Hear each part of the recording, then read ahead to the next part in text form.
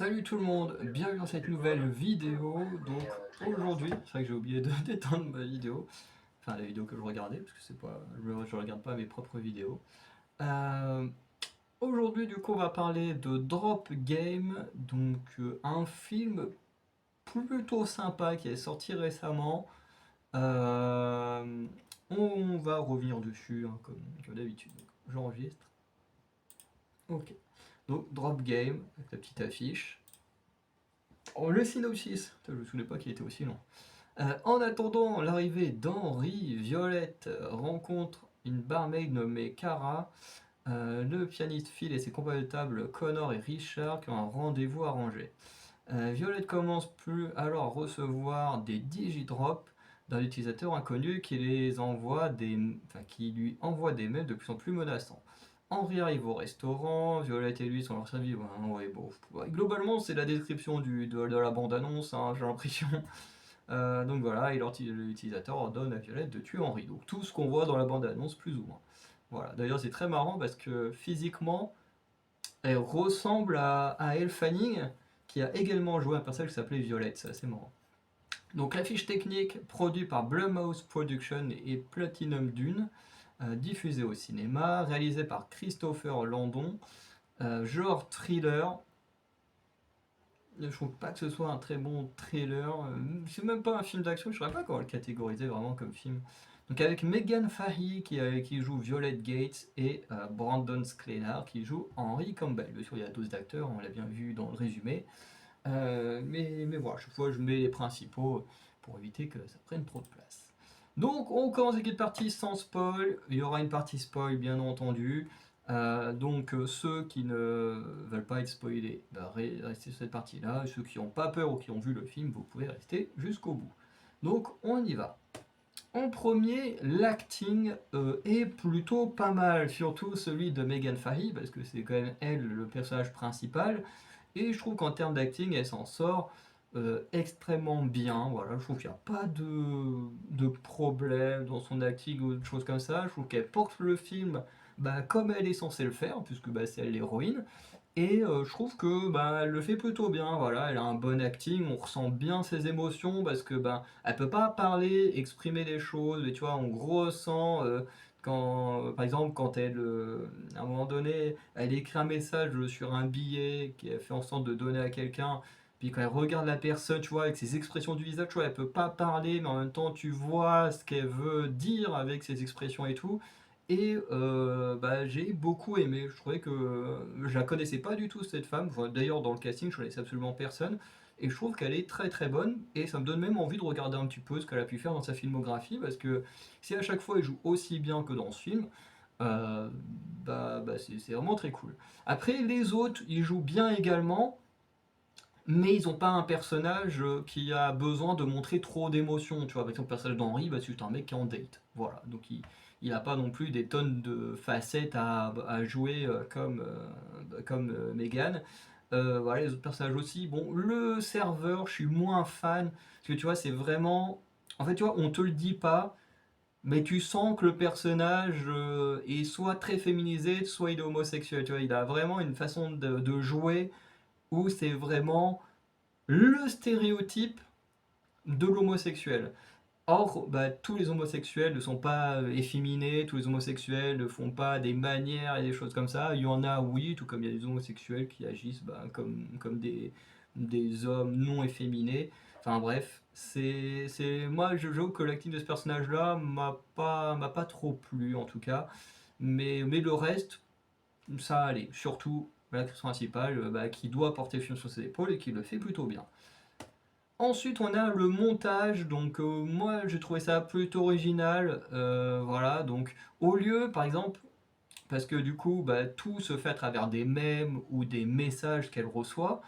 Donc, au lieu d'avoir juste la traduction des messages en bas de l'écran, comme quand tu regardes un film sous-titré, du coup, les messages sont totalement intégrés au film. Et je trouve ça plutôt cool, en vrai. En plus, c'est souvent des phrases très courtes, très simples, donc n'importe qui peut les comprendre, même si t'es pas bilingue en anglais. En général, tu comprends Hein, voilà, là on comprend tout de suite, hein, Toby est mort dans 1 minute si tu ne retournes pas, si tu retournes pas à ta place, hein, voilà, si tu ne retournes pas en arrière à ta place, tu vois, même là, sans le contexte de ce qui se passe, moi je sais qu'il faut qu'il retourne à sa table, parce que j'ai le contexte de l'image, mais même sans ça, je veux dire, n'importe qui comprend ce qui est dit. Ou alors, il faut vraiment jamais avoir été en cours d'anglais, parce que les phrases sont quand même assez basiques, hein, c'est fais ci, fais ça, fais ci, fais ça. Si tu fais pas ça, il va se passer ça. Et le fait que ce soit intégré comme ça dans le montage, enfin à l'écran, moi j'aime bien parce que du coup, c'est-à-dire que le film a été filmé et pensé de manière à rajouter tous ces petits textes dans certaines scènes, plutôt que d'être filmé de manière classique, juste pour avoir bah, le résumé des textes en description, enfin en description, en traduction, voilà. Donc moi personnellement, ça c'est quelque chose que j'ai beaucoup aimé parce que ça veut dire que il y a eu une réflexion derrière dans la réalisation, dans la façon de filmer le film. Et moi, je trouve ça plutôt agréable, plutôt que d'avoir un truc bah, classique et tout ça.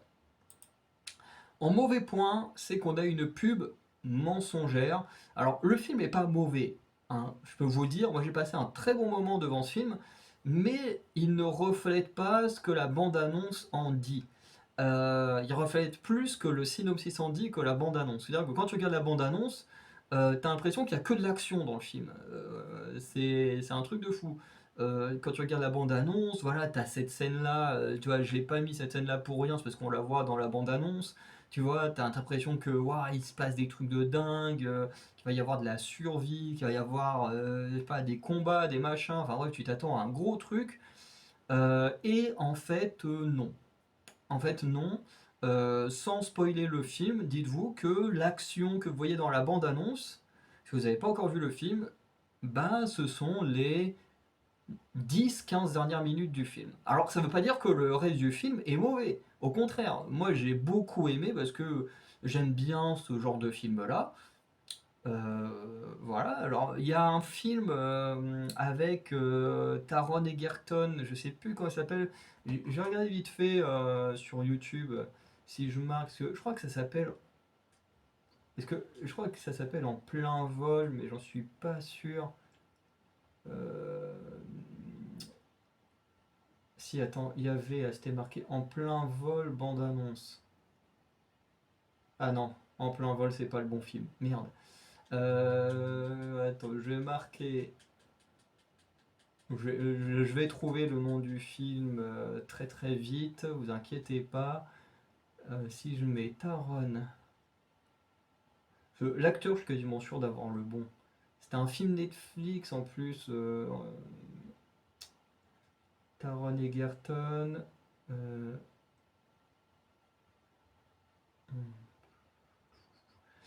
Attends, si je marque, hop, film.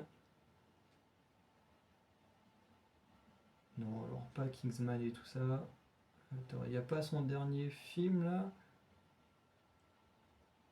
Attends. Ah, Carry On. Carry On qui est sorti sur Netflix.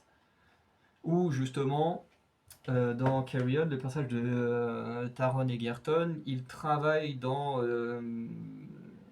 un aéroport, puis il y a quelqu'un qui l'appelle, puis il dit voilà, tu dois faire ça, ça, ça, ça, ça, sinon je tue ta femme, ou voilà, je tue des gens dans l'aéroport, et du coup il est obligé de suivre les indications, et pareil, t'as un tout petit peu d'action vers la fin. Et en vrai, le film, ça n'a pas été le meilleur film que j'ai vu sur Netflix, mais c'est un film plutôt sympa, moi j'aime bien ce côté, parce que t'as vraiment de la tension, t'as vraiment du danger, t'es pris au piège, parce que bah voilà, la personne est à distance, tu sais pas c'est qui, tu sais qu'elle est pas loin parce que bah, elle menace quelqu'un que tu connais et que t'aimes parce qu'il y a la même un peu la même relation où t'as la personne qui donne les ordres à Taron Egerton qui est dans l'aéroport, mais t'as aussi une autre personne que lui ne voit pas qui est ailleurs et qui peut faire du dégât parce que voilà, il y a deux personnes différentes et ici c'est pareil, t'as une personne qui est dans la maison de Violette et une personne qui est dans le resto. Et celle qui est dans le resto donne les ordres, et celle qui est dans la maison, bah, est là pour buter le gamin si elle fait pas ce qu'on lui dit. Et en fait, moi j'aime bien parce que tu ressens vraiment de la tension. Voilà, tu te mets à sa place, tu te dis, bah, qu'est-ce que je ferais parce que là, je suis pas chez moi. comme elle a des caméras de toute sa maison sur son téléphone et tout, bah, elle voit qu'il y a bien un mec dans sa maison et que bah, effectivement, si elle fait pas ce qu'on lui dit, ben son fils va crever parce qu'elle a pas le temps de rentrer chez elle. Et en même temps, bah il y a ce problème bah on me demande de tuer quelqu'un que j'ai pas envie de tuer parce que j'ai rien contre lui. Et du coup, le film reste quand même très bon. Après, c'est sûr que si vous avez vu la bande-annonce, que vous dites, ouah, c'est un sorte de film d'horreur action qui va être trop cool et tout, bah c'est pas ce que vous aurez, mais vous aurez quand même un bon film. Ça, je peux vous l'assurer. Je sais que sur Internet, il y en a beaucoup qui disent que le film est mauvais et tout, mais je pense que beaucoup d'entre eux sont justement des gens qui se sont fait avoir par la bande-annonce. Et de toute façon, à chaque fois que je vais parler d'un film, je pense que quasiment à chaque fois, je vais parler de la bande-annonce. Voilà, parce que c'est quand même important quand on nous offre une pub, que tu regardes le film et qu'en fait le film ne correspond pas à la pub qu'on t'en fait, bah, pour moi c'est problématique. Et en plus, bah, ça a un impact sur ce que pensent les spectateurs, c'est logique. Si on te promet du grand film d'action, bah, comme là, on te promet de l'action et qu'en fait bah, t'as de l'action pendant 10-15 minutes, bah, c'est clairement mensonger. Alors oui, les scènes sont bien dans le film, oui, dans le film, tu passes quand même un bon moment, mais tu t'es quand même fait avoir parce que t'as pas le film que t'attendais. Et pour moi, bah, la pub est quand même très très importante. Autre mauvais point, qui est pas non plus très problématique, mais c'est mettre du suspense quand l'horreur n'a pas encore commencé. Parce que là, ça c'est une scène qui est dans les 5 premières minutes du film, que j'ai trouvé très ridicule et qu'on fait souvent dans les films d'horreur depuis quelques années. C'est en fait de mettre des séquences où le héros ou l'héroïne, souvent l'héroïne, parce que les slashers ou ce genre de film c'est souvent une héroïne, même quasiment toujours, mais je connais des cas où c'est un homme, notamment en saison 3 de Scream, pour ceux qui connaissent pas, donc c'est rare, mais ça arrive. Et le truc, c'est que là, par exemple, la meuf, elle est chez elle, tranquille, je crois qu'elle était en rendez-vous, elle finit son rendez-vous, puis là, tac, je crois que c'est un livreur ou un truc comme ça, qui frappe à son carreau, puis du coup, tu sais, t'as une musique de tension, parce que tu vois la personne arriver, puis qui frappe, puis elle est en mode, en train de sursauter, bon, j'ai très mal fait, mais qui sursaute et tout, machin, avec une musique en mode, oh là là, est-ce qu'elle va se faire agresser et tout, alors que le film n'a pas commencé. Je veux dire, elle n'est pas encore partie au resto. On a vu la bande-annonce. On sait que tout l'important du film va se passer dans le resto. Donc pourquoi nous faire ces petites scènes un peu en mode oulala, il va se passer quelque chose, alors qu'en réalité, il va rien se passer du tout. Voilà, ça, je trouve ça un peu dommage, parce que je trouve que ça gâche un peu le film. Pour moi, par exemple, des excellents films d'horreur, c'est des films comme The Strangers de 2008.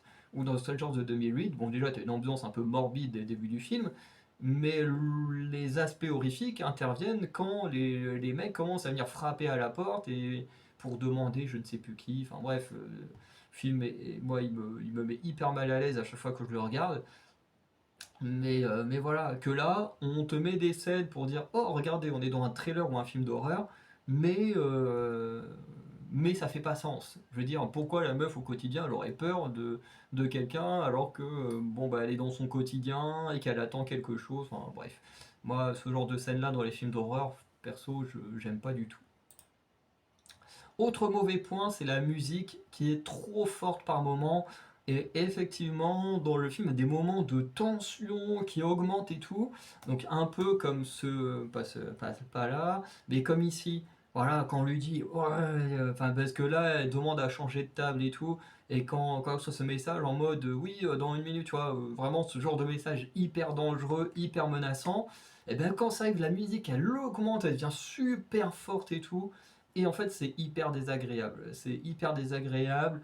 Tu sens qu'en fait, le, la réalisation en fait, n'a pas confiance en son film. C'est-à-dire qu'ils se sentent obligés de mettre une musique de tension hyper forte, hyper prenante, pour que tu ressentes la pression. Alors qu'en réalité, le message du je vais buter ton gamin, tu retournes pas à ta place, est déjà suffisamment menaçant. T'as pas besoin de mettre une musique qui est beaucoup plus forte que les dialogues ou tout ce qui se passe autour pour nous le faire comprendre. Je veux dire que tu aies une musique de tension, oui, mais qu'elle soit aussi forte, t'es pas obligé. T'es pas obligé. Moi, ça m'a un peu dérangé. Surtout moi qui suis assez fragile au niveau des oreilles. Bah, je pense que quelqu'un de lambda qui a pas de problème de santé au niveau des oreilles, peut-être que ça le dérange pas. Mais moi qui ai pas mal de soucis de santé avec mes oreilles, bah, ça me dérange un peu. Voilà. Après, ça gâche pas le film, encore une fois. Moi, j'ai passé un très bon moment devant ce film. Mais, mais quand même, la musique, elle est très chiante. Donc on va s'arrêter là pour la partie non spoil. Donc pour ceux qui veulent pas aller plus loin, voilà, n'hésitez pas à laisser un petit like, un petit abonnement ou un petit commentaire pour dire si vous avez envie de voir ce film ou pas. Voilà, en tout cas de manière globale, ça reste un bon film. Mais encore une fois, faites très attention aux bandes annonces parce que les bandes annonces ne sont pas toujours ce qu'elles promettent. Et j'ai l'impression qu'avec les années, c'est de moins en moins devenu ce que ça promettait. On en parlera avec Thunderbolts, où dans la bande-annonce, tu as clairement un personnage qui apparaît qui n'est pas dans la scène du film. Donc c'est même encore pire. Mais ça, Marvel l'a déjà fait plein de fois dans des bandes-annonces. Voilà. Mais pour pas spoiler des choses, mais le truc, bah, c'est que au pire, tu mets juste pas la scène dans la bande-annonce, hein, au pire, plutôt que de mentir à ta communauté. Mais bon, après, chacun fait comme il veut. Donc, n'hésitez pas à me dire tout ça. On va passer en partie spoil avec ceux qui veulent, ceux qui n'ont pas peur d'être spoilés et ceux qui ont déjà vu le film. Donc voilà, et à bientôt pour les autres. Donc, en bon point au niveau du film, c'est le plot twist. Le truc, c'est que quasiment tout le film, là où par exemple, je compare le film avec Carry On, qui est quasiment le même film dans un aéroport, avec des enjeux différents, mais bref, vous avez compris que c'est à peu près la même chose. Euh, dans Carry On, par exemple, la personne qui communique avec Taron Egerton, on est au courant de qui c'est dès à peu près la moitié du film. D'ailleurs, très tôt, on sait qui le menace au téléphone, qui l'a en vue et tout ça. Mais le film continue quand même, parce que bah, y a quand même une deuxième menace et tout ça. Or, ici, quasiment tout le film est fait de sorte à ce que tu soupçonnes tout le monde et que tu te demandes qui est le réel coupable dans le restaurant. On sait qu'il y a une personne dans la maison, on se demande qui la menace dans le restaurant. Et il fait qu'il y a plein de suspects. T'as le pianiste qui est une sorte de connard, bourré, machin, voilà, qui a pas l'air très net. T'as le nouveau serveur, voilà, qui vient tout juste qui fait son premier jour, qui est super excité, qui est très bizarre, qui comme par hasard s'occupe de leur table. T'as la serveuse, pareil, qui est un peu chelou. T'as une scène où quand elle se croise dans les toilettes, elle se regarde, et tu sais, t'as un truc. Tu dis, il y a un truc un peu chelou. T'as la réceptionniste aussi, qui a très souvent un téléphone avec elle, donc qui est soupçonnable. T'as aussi un gars qu'elle a croisé au tout début, ils se sont rentrés dedans et tout. euh, qui pareil est tout le temps avec son téléphone parce qu'il attend quelqu'un depuis le début. Et du coup, en fait, ce qui fait que t'as plein de suspects. Et en fait, moi, ce que j'ai aimé, c'est que, ben, pour une fois, alors je dis pour une fois, c'est un peu une exagération, mais bon, vous comprenez, c'est extrêmement rare qu'un film arrive à me piéger. C'est-à-dire que, en général, j'arrive à deviner ce qui va se passer bien avant la fin du film ou bien avant que les choses se produisent. En général, les films, de la façon qu'ils sont écrits, sont assez prévisibles. Et encore une fois, être trop prévisible, c'est comme le catch, c'est pas parce que c'est trop prévisible que c'est forcément mauvais. Voilà. Ce film, je crois après ce film, pour moi, je me suis trompé de coupable, mais en soi, pour certains, vont peut-être bien pré-shot le mec dès le début, et du coup, pour eux, le film était plus prévisible. Mais ça n'empêche pas que le film reste bon. Voilà. Et du coup, bah, moi, je me suis fait avoir. Au début, je me suis dit, putain, tu sais, j'ai pensé Merde, comment ça s'appelle Speed Detective. Je sais pas si vous connaissez, c'est des petites vidéos sur YouTube avec Raphaël Descraques et tout ça, des mecs du Visiteur du Futur et Ludovic. Et justement, dedans, ils font des enquêtes. À un moment, ils croisent un gars, puis il fait c'est lui le coupable. Il fait de toute façon, c'est toujours le premier mec qu'on croise, qu'on rentre dedans mystérieusement qui est le coupable. Et du coup, je me suis dit, c'est vrai que lui, il est suspect, il est tout le temps tout seul, tout le temps au téléphone, tout le temps, il a tout le temps Violette dans son champ de vision. Alors, il est pas tout le temps en train de la regarder, mais ils sont tout le temps dans le même champ de vision et tout. En plus, on apprend que la table qu'ils ont à la base, c'est la table que ce gars-là prend habituellement avec sa femme ou sa sœur et tout. Donc, bref, tu vois, il est quand même très coupable. Et c'est vrai que, voilà, moi, je l'ai un peu soupçonné. J'ai un peu soupçonné aussi la serveuse, pareil, qui a des moments bizarres. Tu vois, quand la meuf, elle se sent pas bien dans les toilettes, genre, au lieu de lui demander comment ça va et tout, genre, elle la regarde d'une manière, tu sais, t'as l'impression qu'elle sait ce qui se passe. Enfin, c'est un peu chelou. Et après, bon, on a appris que c'était lui le grand méchant, donc le mec qui vient faire son date, qui a raté son date. Et en fait, c'est hyper malin parce que tu vois, le mec il vient. Alors, même si en fait, dès le début, on aurait pu le pré-shot, quand le mec il arrive et qu'il arrive en lui demandant qui elle est, en fait, c'est clairement pour vérifier que c'est bien elle qui est là pour faire ce dont lui il a besoin, donc ça c'est plutôt cool. Euh, et, euh, et du coup, en fait, après, t'as la fille qui arrive pour faire les dates avec lui, et du coup, ben, tu vois, tu l'oublies assez vite, en fait. Le gars, il est là, il fait son date se passe pas bien, donc tu dis, ah, tu dis, c'est dommage pour lui, voilà, mais bon, le mec, il est vieux, à cet âge-là, t'es plus très bon sur le marché, donc bon, voilà, t'as un peu de pitié pour lui. Puis finalement, au bout d'un moment, t'as un personnage qui te dit, bah oui, mais en fait, le vieux là-bas, il a raté son date parce qu'il était tout le temps sur son téléphone, et en fait, bah oui, parce qu'au bout d'un moment, bah, on l'a oublié, même quand on a des vues de caméra et tout, en fait, le gars, il s'est mis dans un endroit où on ne le voit pas dans les caméras, donc ce qui fait qu'en fait, c'est le seul qu'on ne voit pas depuis les caméras, et ce qui fait que, bah, en fait, bah, c'était lui le coupable depuis le début et qui aurait pu être. En fait, j'aurais dû m'en douter parce que le mec, en fait, on a tellement fait en sorte qu'on l'oublie, bah, qu'en fait, c'était logique que c'était lui le méchant. Mais bon, en tout cas, je me suis fait avoir parce que les autres personnages étaient suffisamment bien écrits pour également que certains soient vraiment suspects.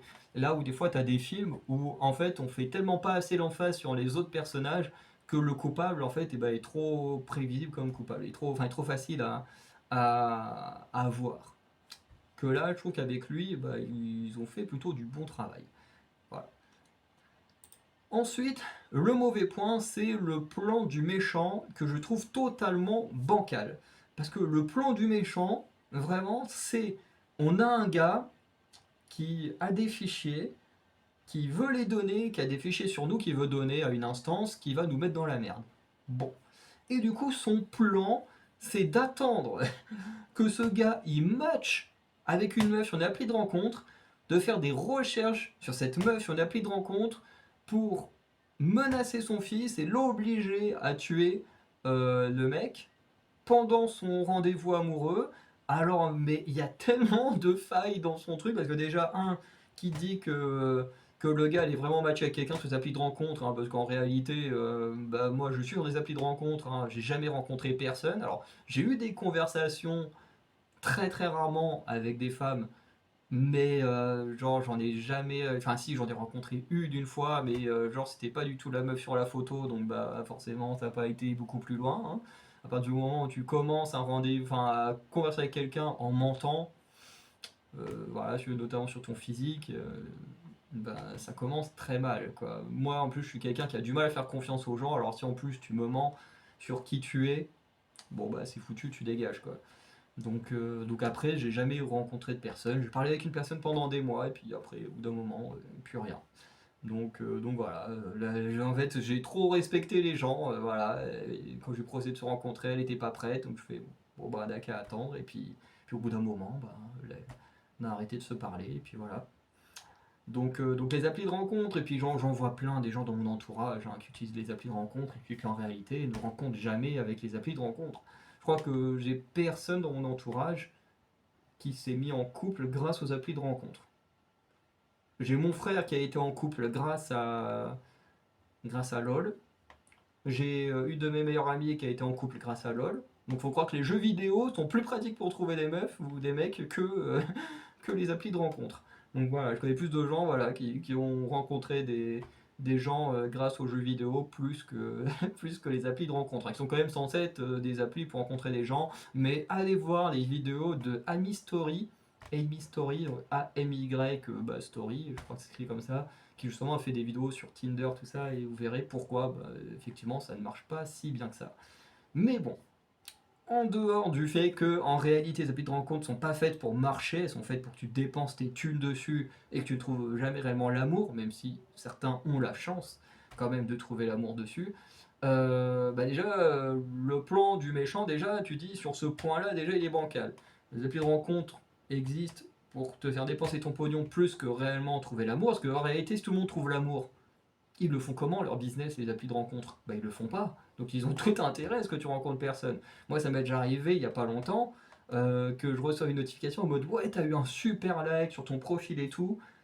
Du coup j'y vais, je regarde les profils, je match avec la personne qui m'a super like, en plus c'était marqué bien en gros, cette personne t'a super like, pourtant je ne paye pas mon profil, hein, mais on m'a bien mis en avant la personne.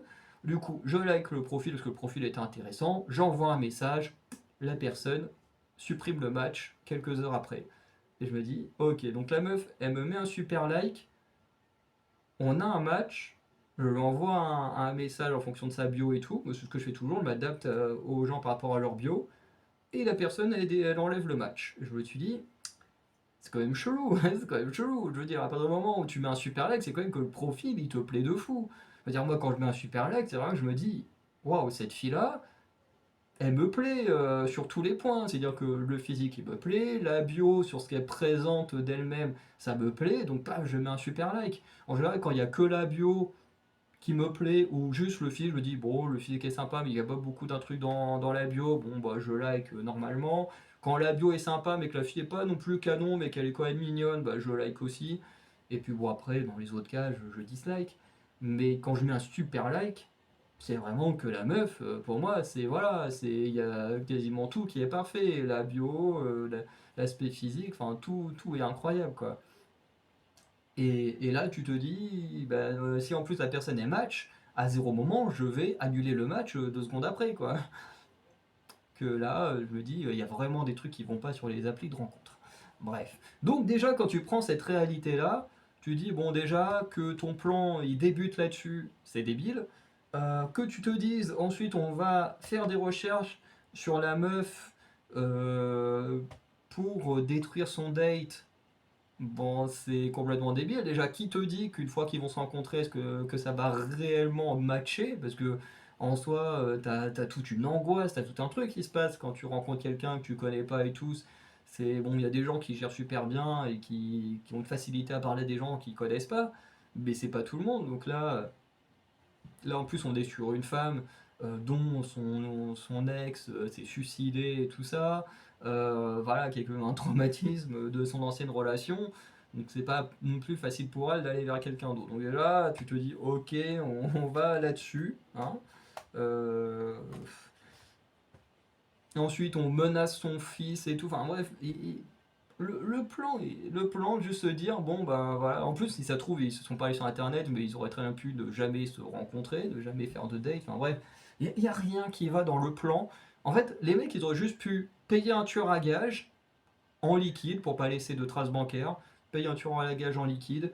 Le mec, il tue Henri, il récupère les données, et puis c'est fini. Surtout qu'en plus, le mec, il le dit. Ils ont eu les moyens quand même de supprimer toutes les données qui sont déjà. Est-ce que je crois que le gars il travaille dans une mairie ou. Enfin, je sais plus trop, dans une structure. Et en gros, ils ont déjà envoyé quelqu'un pour supprimer toutes les données qu'il y avait sur les ordinateurs là-bas. Et en fait, tout ce qui reste, c'est les données qu'il y a sur la carte mémoire de l'appareil photo d'Henri. Et Et pour ça, au lieu d'envoyer un tueur à gage, ou je sais pas, où tu payes quelqu'un qui est à la rue, et puis hop, qui vole l'appareil photo, je veux dire, t'as plein de façons de régler le problème de manière intelligente. Et non, lui, son truc, c'est, bon, bah, je vais attendre qu'il matche avec une meuf, puis je vais attendre qu'ils aient un rendez-vous amoureux, puis du coup, là, je vais faire des recherches sur la meuf, et puis je vais la menacer pour l'obliger à tuer quelqu'un, alors que la meuf est totalement innocente, n'a fait de mal à personne, et c'est complètement con, c'est complètement con comme plan. Euh, donc voilà. Alors que ça peut être réglé de manière très simple. Tu payes un tueur à gage, tu le payes en liquide, t'as aucune trace. Le mec il se débarrasse d'Henri. Ou pareil, tu payes en liquide un mec à la rue. Pareil, il n'y a pas de trace, le mec à la rue, il croise Henri, tac, il vole l'appareil photo, tu le retrouves pas, et puis c'est bon.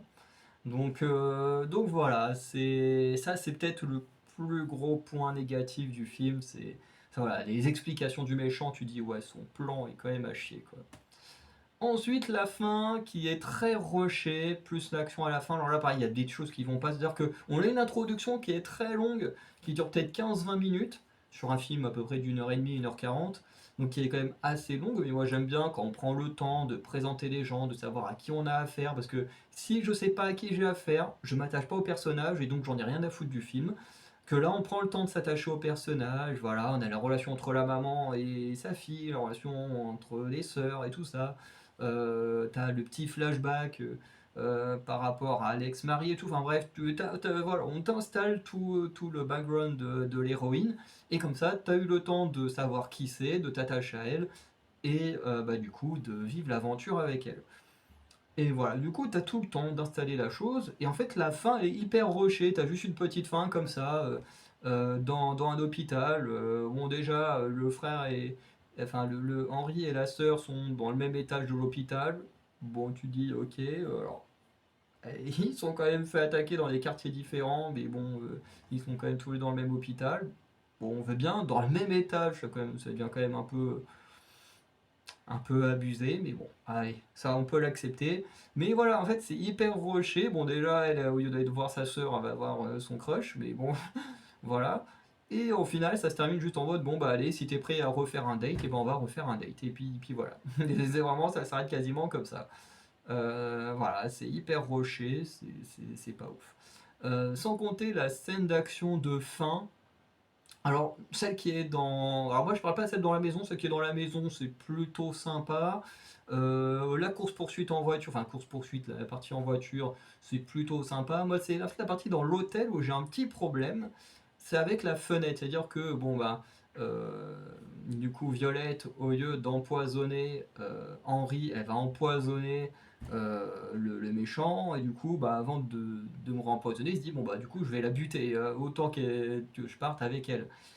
Et puis avec Henri, si on peut le tuer au passage aussi, enfin bref. Et le gars, en fait, il se met devant une baie vitrée pour lui tirer dessus, et elle lance un truc dans la vitre qui était déjà abîmé, et enfin qui était abîmé pendant la baston, hein, et en fait la vie d'un coup elle casse, ce qui fait qu'en fait le gars il se fait aspirer à l'extérieur. Bon, à la limite il était quasiment collé à la vitre, à la limite je veux bien. Elle, l'héroïne, du coup elle se fait aspirer également à l'extérieur du vide, bah, avec la scène, hein, la photo dont on l'a vu dans le vide. Mais après, il n'y a plus rien. Et après, on s'en fout. T'as Henri qui est blessé, qui est allongé au bord de la fenêtre, mais qui lui ne se fait pas aspirer. Alors, est-ce que l'aspiration ça dure 2 secondes et puis voilà. Enfin, après, j'y connais rien. Mais je veux dire, pourquoi tu te fais aspirer le temps que le méchant se fasse tuer, de créer une petite scène de tension, mais qu'une fois que tout est terminé, bah du coup le vide en plus à cette hauteur-là n'aspire plus rien du tout. Enfin, moi j'ai trouvé ça un peu chelou. Voilà. Après j'y connais pas suffisamment en physique et tout ça pour dire est-ce que c'est normal ou pas normal, mais je trouvais ça un peu chelou. Donc voilà, on va pouvoir conclure la vidéo. Donc comme on peut voir, c'est un film qui est plutôt sympa, qui a des petits soucis, hein, notamment quand tu prends le plan du méchant, tu te dis que le plan du méchant n'a absolument aucun sens et que le film techniquement n'aurait pas dû exister si ce plan n'était pas aussi débile. Mais bon, voilà, c'est comme ça. Que on a une pub mensongère. Voilà, on nous fait croire à un film d'action et tout ça, et qu'au final, ben, on n'a quasiment pas d'action, même si le film, encore une fois, reste plutôt bon. Et après, voilà, pour moi, ça se regarde. Voilà, je vais hop, couper l'enregistrement. Moi, en tout cas, de mon avis personnel, j'ai bien aimé ce film. Après, chacun en pensera hein, ce qu'il veut. Et c'est pour ça que bah, faut que vous mettiez un petit like, un abonnement et surtout un commentaire pour me dire ce que vous en avez pensé, si vous l'avez vu. Mais en tout cas, moi je trouve que voilà, c'est plutôt un film voilà, qui pour moi va être un peu au-dessus de la moyenne quand je ferai mon top et mon flop. Parce que c'est pas mauvais mauvais, mais ça peut pas non plus être excellent. Parce que bah, pour moi un film excellent c'est quand même un film où le plan du méchant est crédible, a du sens. Là quand tu vois le plan du méchant, tu peux pas mettre un 8 ou 9 sur 10 sur un film comme ça avec un méchant aussi nul. Enfin en plus aussi débile quoi. mais ça reste un film très divertissant où tu passes un bon moment. Alors oui, pas divertissant en termes d'action, mais divertissant en termes de tension et tout ça, que moi je trouve que ça fonctionne plutôt bien malgré la musique un peu trop forte par moment. Voilà. Donc, n'hésitez pas à liker, vous abonner, c'est un petit commentaire, et sinon, je vous dis à très bientôt pour de nouvelles vidéos. Ciao tout le monde.